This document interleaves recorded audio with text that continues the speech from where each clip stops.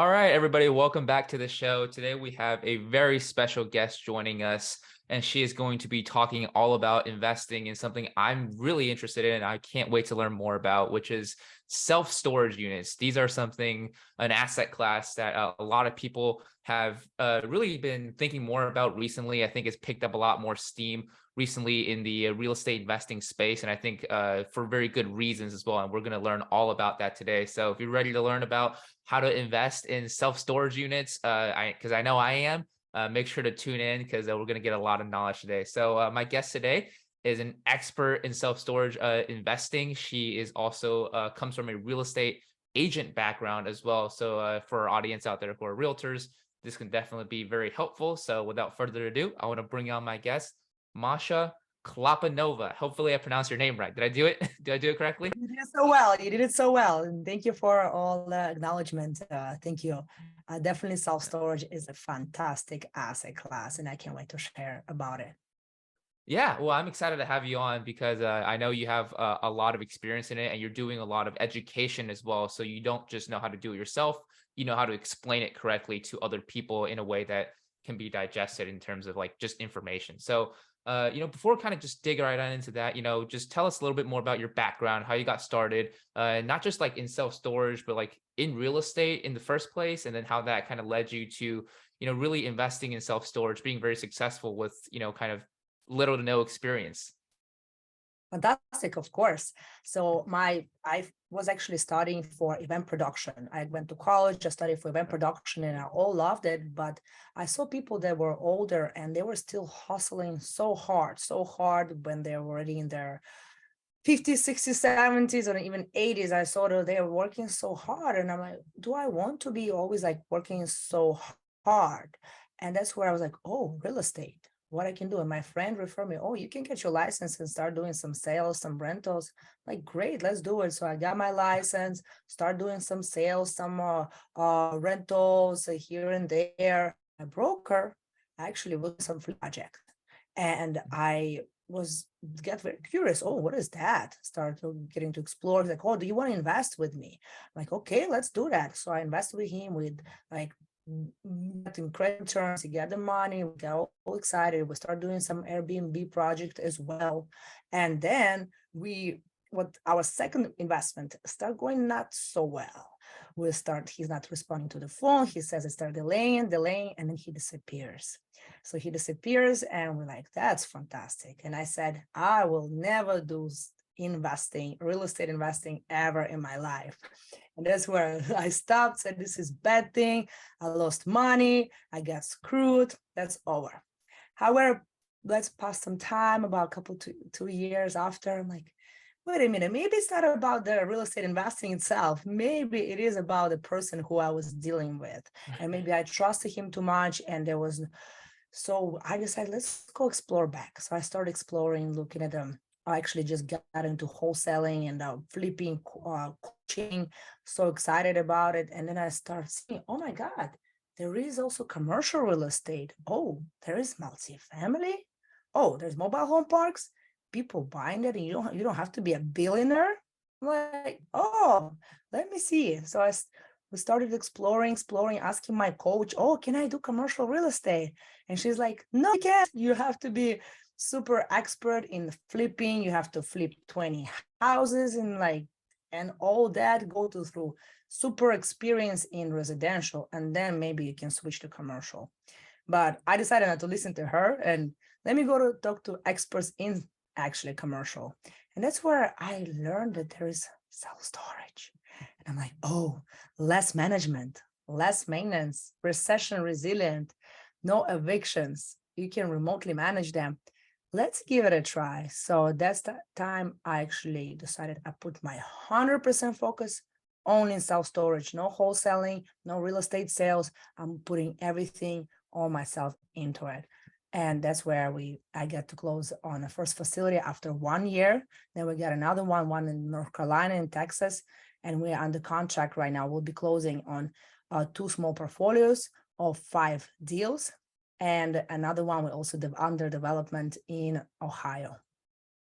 Right. That's awesome. I love that story because like, when you were telling it, it's, your coach was telling you not to get into it, but you basically rejected that idea. And I love that because that's something that I don't know, people who know me, that's something that I like to do as well, is when somebody tells you that you can't do something, it makes you want to do it even more. So I love that you overcame that and look at your success now with your self-storage acquisitions under management. That's awesome. So, kind of on that note, you said you learned a lot about like self storage and the benefits of, it's recession proof. I think that's something pretty relevant to people who are listening to it right now as we first release this. So, when it comes to the actual benefits of self storage, especially compared to, just investing in a traditional apartment complex or building a rental portfolio of single family homes, I think there's a lot of benefits that comes with it. So, if you don't mind kind of explaining what these are and kind of giving people who might not understand this a better idea of why investing in self storage is probably, one of the best asset classes to dive into. Most definitely, most definitely.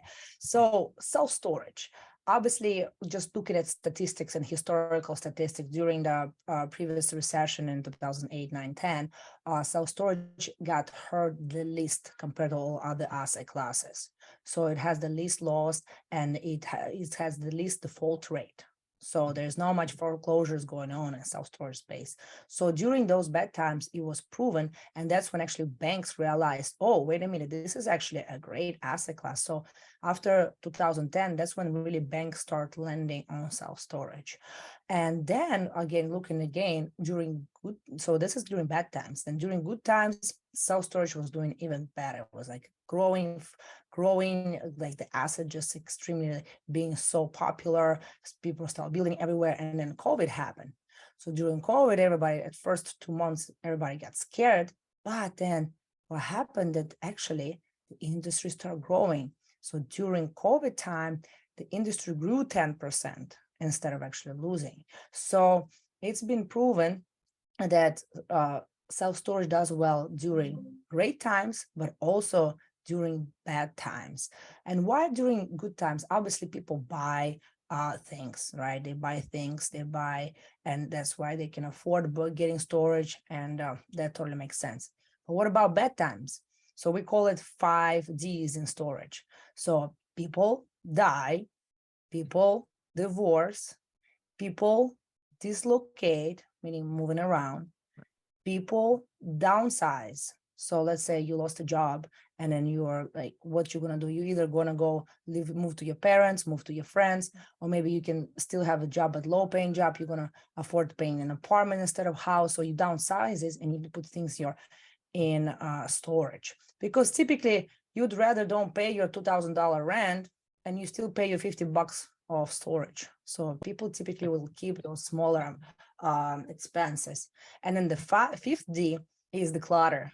And that one actually was so much shown during COVID time, where people start making offices at homes. They want to clean house. So they start decluttering, and they don't want to get rid of the things. They put it in storage. So just those events. And if you're thinking of future right now, okay, so what's next, right? We don't obviously expect anymore the industry to grow so exponentially, like 10%. That was a little bit ridiculous in a way. I mean, good ridiculous. But it's definitely right now with times, there's more baby boomers. So what's going to happen? They're going to downsize. They're going to move to they're going to die. They'll go to live in senior livings, assisted livings. They're going to go live with their kids. So usually all that stuff is again not being just thrown away. They usually would put it in a storage. So just only that fact means that in the next 10 to 20 years, there will be such a high demand for storage. Right. Yeah. I know that's something true. And even just like for me personally as well, like my grandparents, they don't even live in this country. So this is like a universal thing. They were downsizing just a couple months ago, and we were looking for storage units to put their, all their stuff into. So this There is you something go. that everybody needs. Yes, exactly. Yeah. So I mean, it's not just like, a market limitation or anything like that. And like you can probably attest to that as well because you're in every market, right? You're in Texas, you're in North Carolina, and you're investing even out of state in different markets. So when it comes to the management side, I think this is another good benefit of self-storage.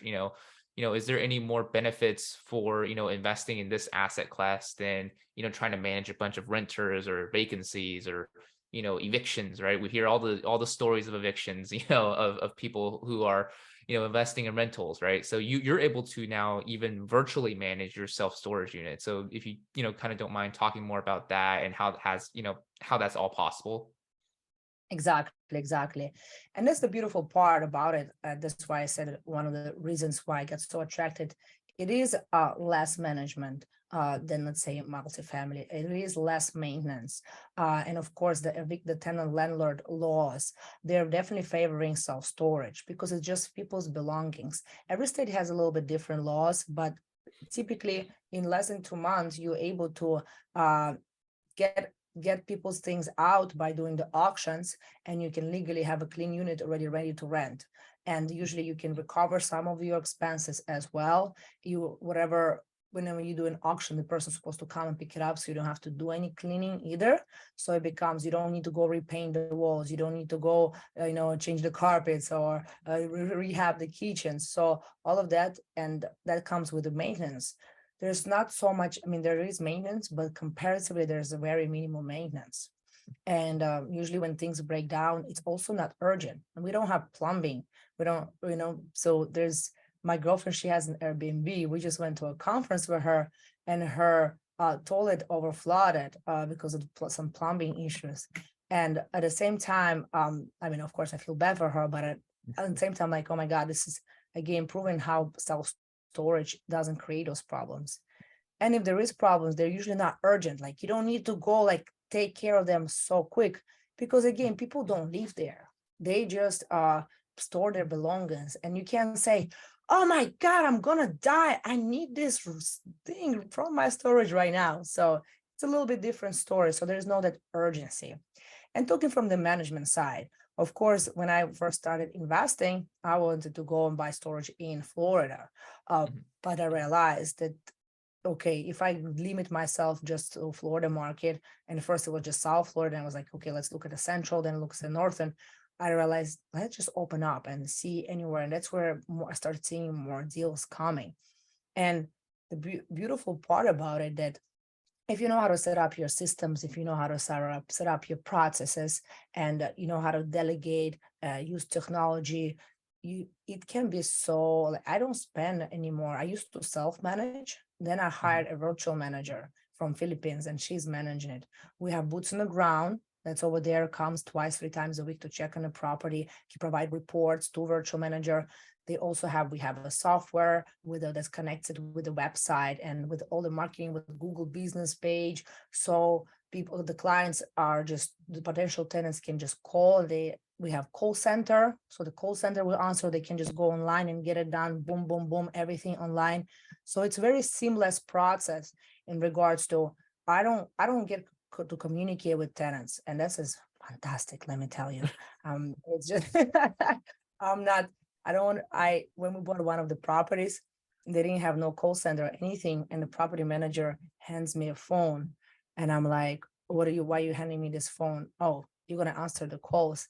So by the time we were setting up the call center, he didn't set up right away. For like first 10 days, I had to answer calls from tenants. And I was like, oh my God, I'm so happy. This is just temporary. And but typically, again, you don't deal like, oh, I need this get fixed. It's typically very straightforward, and again, it's really minimal. As soon as you set up those systems, and that's so beneficial for both active and passive investors, because as an active, obviously there's less work to do, but it's also less room for making errors, less room for things to go wrong. So as a passive investor, you understand that there's for the whoever is operating, there's less room for them to mess up and make some mistakes. Right. Yeah. I mean, that's the beauty of like self-storage investing, because the lack of management, right? And I think, that's something that everybody needs to think about in business is they don't, a lot of people understand the money, right? Like, obviously you're in business to make money, hopefully lots of it, but people don't think about the other two portions of like what goes into your life, right? Which is, your stress and your time management. So it kind of makes up like a triangle, and everybody's just looking at one piece of it where they're putting in so much time and they don't have any time to spend with their family to, enjoy the fruits of their labor. And they don't, they're stressed all day and they can't focus on what they're doing, and they can't, focus on enjoying their lives as well. So I think this, it hits all three, right? It's time. You have your time freedom, you have your money, your income coming in, and you also have, less stress because you're not managing, you know, like you said, answering phones from tenants who, are demanding you go fix their issues right now. And I think, just a testament to that, I had a friend tell me on Monday who's a rental property investor. He had a story a couple years back where, he invested in a property and there was literally a dead body, you know, in the backyard, and they had to deal with like an entire issue of that. So like made the news and everything. And self-storage, you can tell me like that doesn't come up very often, right? If at all. Yes, no, it's funny. There's someone who I remember come to me, oh my God, I heard you can find dead bodies and how you call, like drug dealer, like whatever how you call those, the little labs, whatever, math Right. labs, yeah, math Yeah. labs. Like, yeah, there's somebody like it happened, but it's just like you heard a story, it's not your typical. And again, this is for even I think from liability standpoint, I remember when we had one break in a unit, and I was like, "That's I think that's the only that's the only we had one break in," and I remember I freaked out. I mean, not freaked out, like, "Oh my God, what am I gonna do?" And then I realized that there's insurance, and I have nothing to do with it. The insurance started dealing with tenant. I just had to provide a little information. It was just so much like it doesn't affect us as owners in a way. Of course, we have to provide security as much as we can, but at the same time, we are not liable for their belongings, which is very interesting. So yeah, so it doesn't there is no stress about that. And like you were also saying about, yes, it does create time freedom. Yes, it does create financial freedom, and it's less stress, but also it's location freedom. So I just traveled to Costa Rica, and I was able to get everything done that I needed from Costa Rica, from being like in one of the hotels in the jungle. And it was just, as long as the internet, I was able to still work and get everything done. So the goal is, I know that I'll be able soon to even travel so much more, and whatever responsibilities need to be taken care of, I can do it from whichever part of the world. Right. Yeah. And I think, you mentioned it earlier as well. I think you now have a team of virtual assistants who virtually manage for you. But like in the past, you were self-managing like all these Yes. storage units of like hundreds of units, right? Yourself. Yes, I used to self-manage, Right. and then I realized that it's all great. I can keep doing it, but it was preventing me from growth. Right. Because I'm focusing on those little things of following up with the tenant to get to pay, Mhm. or if you didn't pay, it's about the auction to start, and I have to do the auction process. I realized, oh my God, I can just teach someone else who can be located again anywhere on the planet and ask them to do. And Philippines, obviously, they get to, they're fantastic workers, they're fantastic team players. I really love, I have right now four of them, actually five right now, and they're just phenomenal people, and they're hardworking, and they know English well, and they're tech savvy. And again, I love their culture, and how they are, they're building teams with them is fantastic too. Right. Yeah. Yeah, that's just a testament again to like what self-storage is able to, help you achieve, right? Like you said, the location freedom piece of it. And I didn't even think of that. It's, you were able to self-manage in like other states, all these, big storage unit complexes. And then, you didn't have to be there. Like, can you imagine trying to do that with like, an apartment complex or even like one rental property? I don't even want to think about it. That's why I went to a multifamily conference, but Yeah. it's just there, and I'm actually like, yes, I'm doing self storage. Yes. Right. the, the problems that they're dealing with, I don't have to, and I'm happy. Like if someone tell me, "Oh, would you wish you were doing something else?" No, I'm happy. I'm doing storage for sure, for sure. Right. Yeah. No, I mean, that's just more like affirmation that you're doing the right thing is seeing everybody else do the wrong thing. Yes, exactly, Right. exactly. Yes. Yeah. Yeah. I mean, like, and that brings up another good point as well, because like the people who follow you, like on your social medias or listen to other podcasts that you've done, they know you have a phrase that I, I agree with and I want to dig more into, which is you like to be strategically lazy. And that is awesome. I love that. Like, you is that something where you just work, you like to work in short spurts, or what does that mean? How can you be strategically lazy? Like I want to know. Strategic lazy, great. Yeah. So basically whenever some words I become lazy in doing something, it typically becomes something that's boring and monotonous. So that's usually when it becomes, then you think, okay, maybe it's time to either eliminate that or automate that or delegate it or empower someone else to get it done. Because it potentially maybe not what you are love the most, maybe you're not the best at it, and you can see you don't have to be doing everything yourself. So many people just love to have that control, and even myself, we just naturally want to have control because we want to make sure that this is done exactly like that. But if you're a business and you're an entrepreneur and you want to grow, you want to scale, you want to become bigger and make more money, you have to be able to give up. And sometimes giving up meaning just eliminating doing something. For example, for me in the beginning, eliminating was actually social media. It was not the most Right. priority in the beginning. I can say right now it's actually priority. That's why I make sure. But in the beginning, it was not priority. So look at what everything what you do, what you can eliminate, and that's why you can reduce. It's not about how much you do, right? The whole thing. Oh my God, I don't have, and I constantly go through. I don't have enough time. I'm so busy. But this is not the right mindset. It's really see what you can do the best. And if you cannot let's say eliminate it, see if you can automate it as much as possible. See if there's software, maybe you can pay $50 for some software to automate that process, so you don't have to keep. So why it comes lazy? Because many people just keep repeating the same process and they're just doing it, and that's where you have to become a bit strategic and be strategic lazy. See how you can remove yourself from doing it.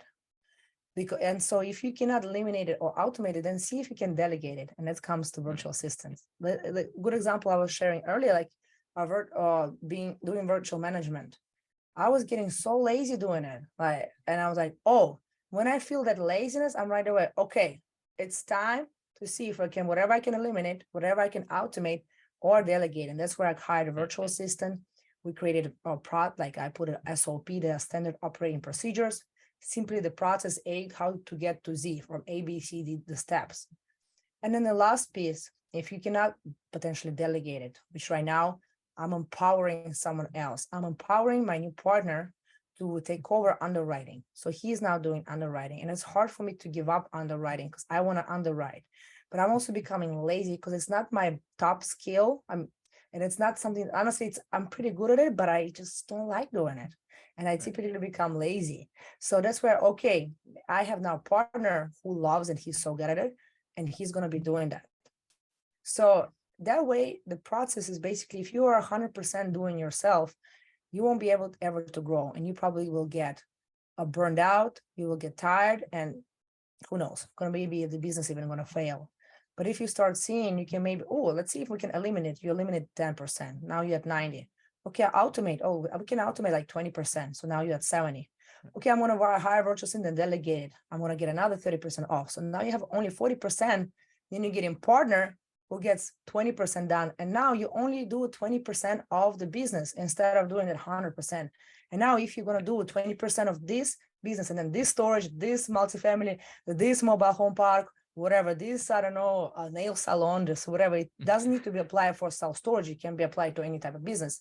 Then you can actually do the best, what you best at and what you love, just focusing on that. So that's how being strategically lazy. Yeah, I love it. No, because I think a lot of people they don't understand. Well, I mean, I guess they do, but it's hard to kind of have that perspective in mind where your value doesn't come from your time necessarily, if that makes sense. Like I've heard this phrase: if you want to be completely, financially, location, in time, you want to have all that, all the freedom that you want in your life, then you need to become insignificant to the operations of your business. So you want to build something that's significant, not necessarily that you're insignificant, but you need to become insignificant to the day-to-day operations. Exactly, exactly. Yes, and it's so hard for so many people. It's people just again, like I said, don't want to give up control, and they want to be. They don't want to. They don't trust other people on doing that. So, but it's being able to find tr- those trustworthy people. That's the key. It's a team game. It's Right. definitely a team game where maybe at residential you can still, I guess, do it somehow yourself, but in commercial space, whether it's self-storage or multifamily, it's all about how amazing team where I can find the opposite people of me, right? So my weaknesses is their strength. So their weaknesses is my strength. And that's where you can become such a powerful team. Right. And that's how you find the right partners and the right teammates as well, as finding people who can, mismatch and like almost like a puzzle piece where you're putting together the puzzle, right? Where you're fitting well with them and they're fitting well with you as well. So I think, for our listeners out there, I think we've done enough to convince them that self-storage is a great investment. So for people who are looking to start, all right, who don't have a lot of experience, I think you can, give a good testimonial to this as well, because that's how you started. Where would you suggest somebody to start? Should they start looking for financing first? Is it, looking for deals to come to you first, or is it like a combination of both? So how should somebody start investing in self-storage units? Of course. I mean, first of all, is Right. simply educate yourself. When I started, I just massively went and start reading, learning. And it's not only just about self-storage. It just in general, that's why I go to multifamily events, or because they're so related. They're so related Right. in a way, and you can learn so much from other assets, but I would say commercial asset classes, right? And it's definitely getting educated. One way how I also started was definitely putting myself out there already. I was already showing up with a self-storage background on Zoom calls. So Mhm. you have to start building that brand, that association. So people, when they think about storage, they will think about you. If they get the deal, they can send you that deal. So it's definitely start associating and start telling everybody I'm doing self-storage. Even it took me 1 year, but I was already calling myself self-storage investor. And also why? Because my first investment was passive. So first of all, not only I wanted to invest passively to start building that wealth, start getting that passive income where I had zero involvement, and I'm getting every quarter I was getting this cash flow, Right. which is phenomenal. And getting not only that benefits, but I also was able to see behind the scenes.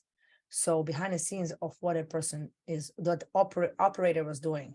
So I got their business plan, I got their, investing, how basically they operate, how they're going to operate. And then after we invested, I can see how they're communicating with investors, because one day I wanted, which we're doing right now, we Right. offer passive investing opportunities. And if you are planning to become a syndicator one day, it's good to be the passive investor, be in the shoes of your right kind of client, being as a passive. So I saw how they done that. So I knew what type of reports, the things that I would have changed.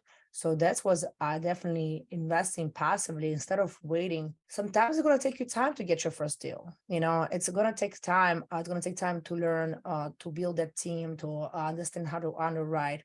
And again, it's coming potentially partnering with someone. You don't need to learn all the pieces. You may potentially come to someone who already knows and say, hey, I found this deal. I think is good. You may not be able to sign on a loan. You may need somebody who's going to sign. You may don't have any all the cash to be invested. You may not have 100K to invest on your first deal, or maybe you don't have like great underwriting skills, or you may be not the best managing. So looking at all of that, you can find potential partners. Getting a coach, obviously getting a coach. I've had several coaches. I still have several coaches. It's all about consistently. I don't stop educating myself. Never, never. I just Right. keep going and keep rocking it. Right. That is so important, is in any industry, right? The first step is to aggressively educate so you don't go out there and make mistakes. And that will give you the confidence too to go out there and invest in self-storage. And I love what you said. I don't think people talk about this much is, if you want to get into an asset class, become the passive investor first, and then you'll learn a lot more about how to be the actual syndicator, how to actually raise money, and how to manage the properties as well. So that's a very interesting point. I haven't heard anybody else say that before. So You've never heard it before? I haven't heard anybody say that before, That's like in, interesting. in that. I Yeah. actually heard there's so many. I know a lot of people who became operators, their first were passive invest. And Right.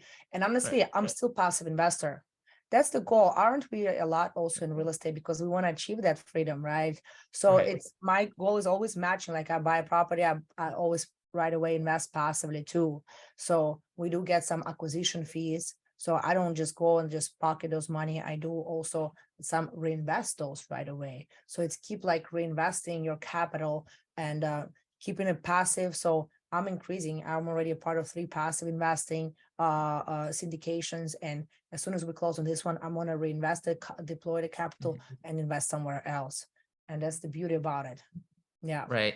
Yeah. I mean, it's making your money work for you, right? So like, Look, you and the diversification too, like I've invested possibly in a different market than where I am investing too. So that's great. If I don't know, if zombie apocalypse is happening in half of the United States, I still have another half of the United States where zombie apocalypse didn't happen. yeah. So yes, yes. Right. No, that's something to keep in mind, right? Like, that is something to keep in mind, right? If something happens, drastically happens in another part of the world, and that's why you're investing in different states, right? In different parts of the country, and you have, in That's Texas. definitely, exactly, exactly. And that's also the point.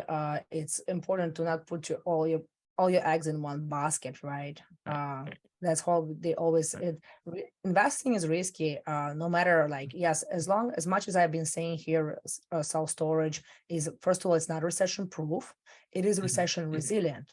And there's risk involvement. I mean, things can go really bad. And so it's always make sure you do your due diligence. Don't go just invest with someone, verify the deal, verify the person, their track record, and then be ready that you also can, in a way, lose your money. Don't invest your life savings. Someone reach out to me and say, I've saved this life savings and I want to invest with you, Masha. And I'm like, let's talk about it. I don't want to take someone's life savings. And it's just, we want to make sure that people have their life savings and then they have some money for investment.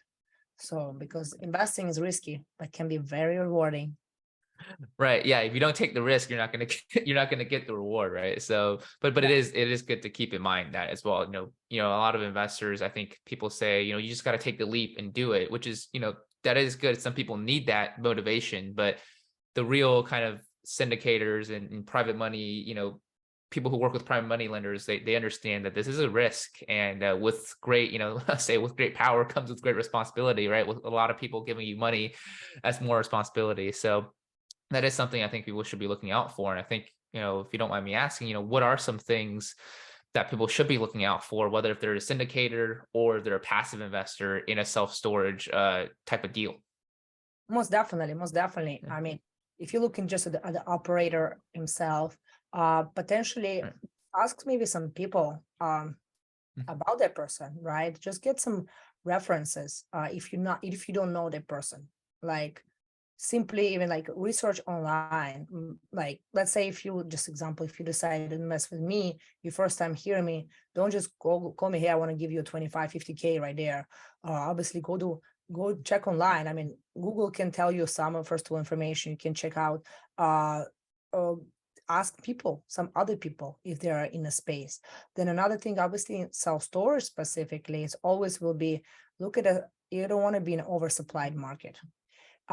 Some people, especially if you've ever invested in residential multifamily, your number one criteria, probably, I mean, not number one, but top criteria will be investing in a high growing, power growth population, high job growth, and all that stuff. With storage, that's not the case. We're not looking at, I mean, of course, it's great to invest in top metropolitan area in Miami, in the middle of Miami.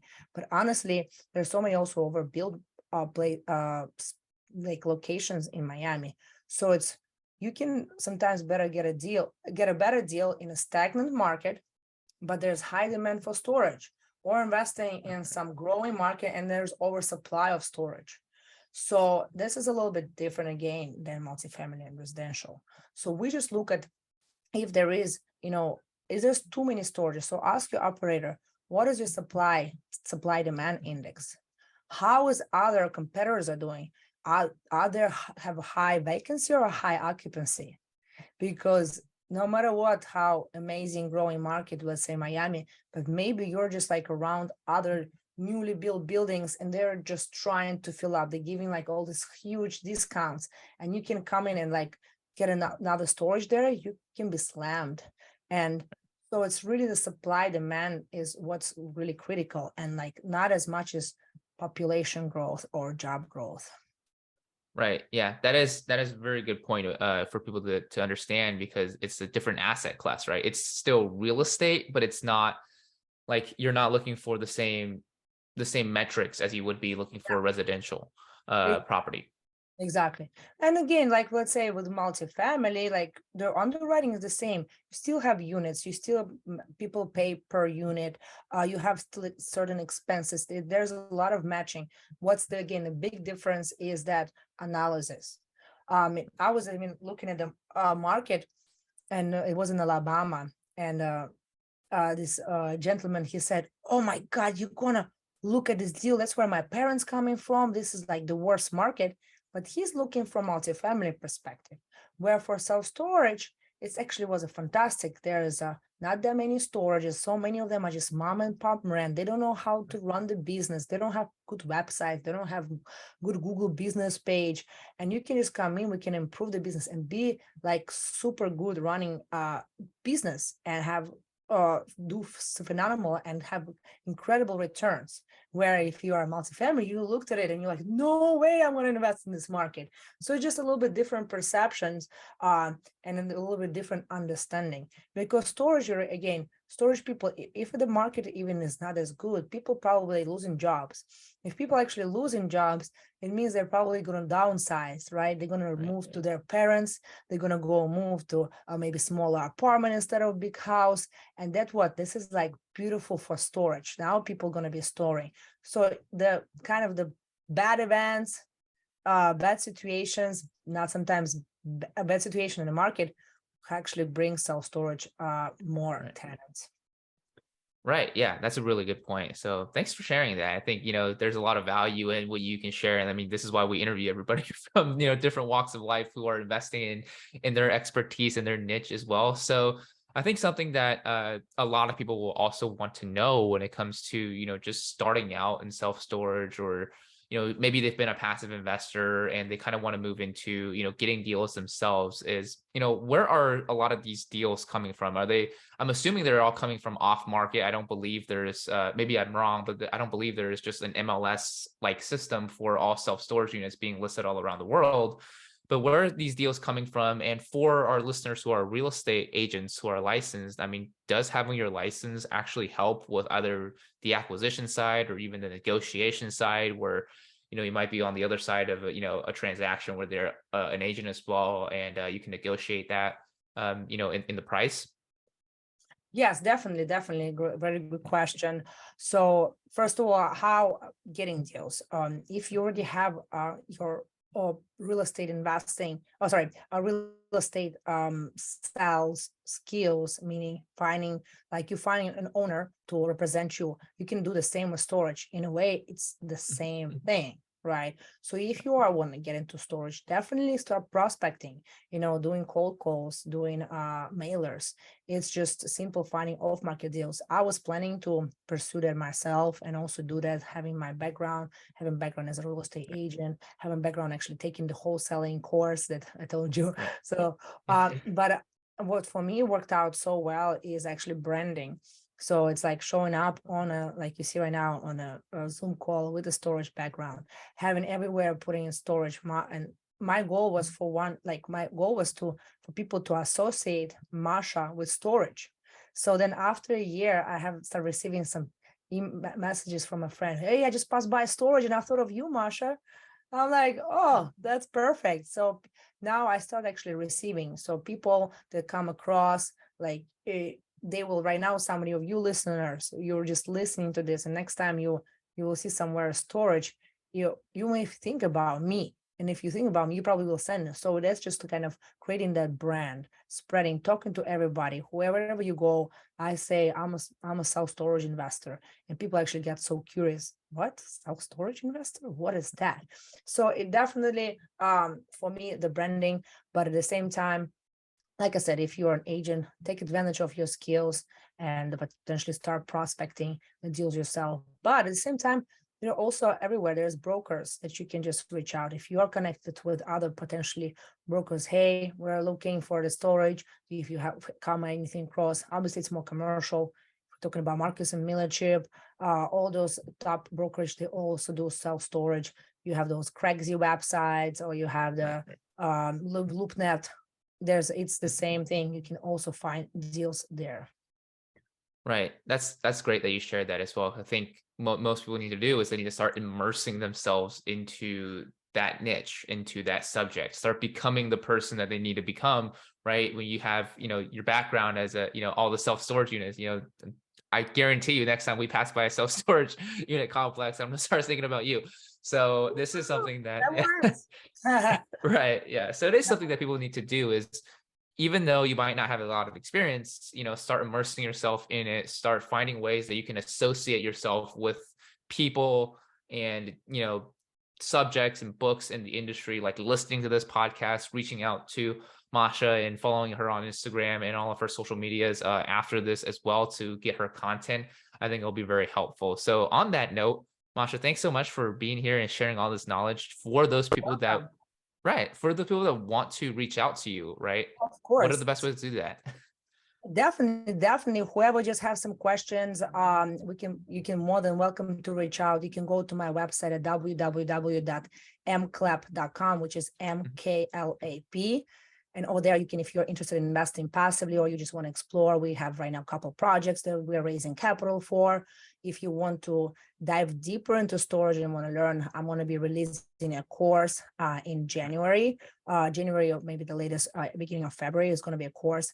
I also do like one-on-one coaching if someone's very serious and you want to get that support. I did all of that. I did courses, I did coaching, and I can say I have mentors, I have great partners. It's all about really, like I said, getting yourself out there and connecting with people. You don't need to reinvent the wheel. At first, I was just doing like webinars and they're all fantastic. But I think sometimes if you want to speed up the process, you got to invest a bit and take that course, get that Right. coaching. And right now I have mentor, which is in a way I'm gonna say it's a free mentor right now, but it took me 2 years to get that credibility in order for someone big to support me. In the beginning, it was all paid coaching and courses.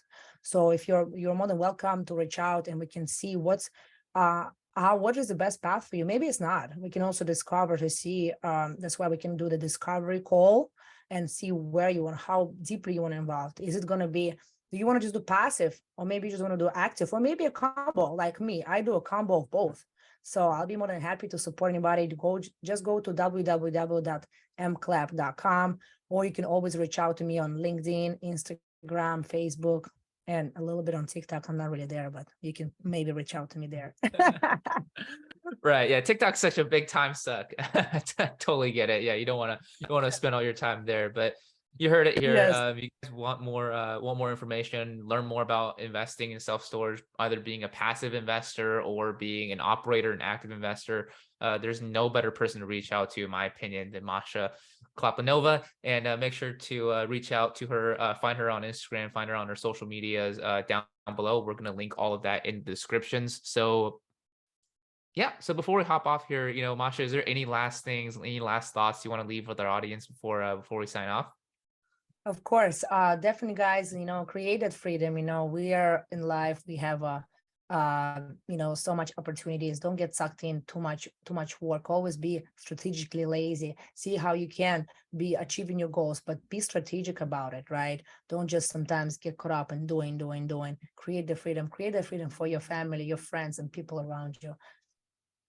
Right. I love that. That's a beautiful note to leave us on. Again, thank you so much for being here. You shared a lot of value with us today, and I appreciate it. For our listeners tuning in, thank you for tuning in today, and I'll see you guys next week. Take care. Bye bye.